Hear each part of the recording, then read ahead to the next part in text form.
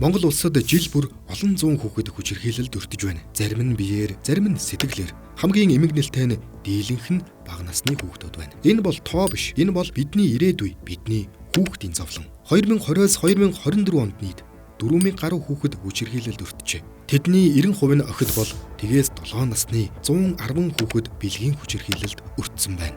Цагдаагийн байгууллагын мэдээллээр хүчирхийллийн гэмт хэрэг жилээс жилд өсөж байна. Гэр бүл, найз нөхөд, ойр орчны хүрээнд үйлдэгддэг гэмт хэрэг илэрх нь ховор, нуугдмал хിവэр. Зарим хүүхэд сэтгэл зүйн айдастай болж, зарим нь бүр хуулийн байгууллагад хандхаас ч эмээдэг. Харин хүчирхийлэл үйлдсэн этгээдүүдийн дийлэнх нь архитын согтуурсан, биеийн болон сэтгэл зүйн хувьд эрүүл бус хүмүүс байдаг байна. Энэ бол өвчин биш, энэ бол ухамсарын доройтол. Хохирогч хүүхэд мэдүүлэг өгөхдөө айдас, ичгүүр, сэтгэл зүйн шархтайгаар дахин болсон явдлаа ярих хэрэгтэй болдог. Заримдаа тэднээс хүйсийн эсрэг албан тушаалтан мэдүүлэг авах нь бий. Заримд нь хуулийн заалт зөрчигдөж хэдэн цагийн турш тайлбар авах тохиолдолж байна. Би бүгдийг хэлсэн шүү дээ. Даанч намайг дахин дуудаж, дахин асууж байна гэж нэгэн хохирогч хүүхэд хэлсэн байдаг.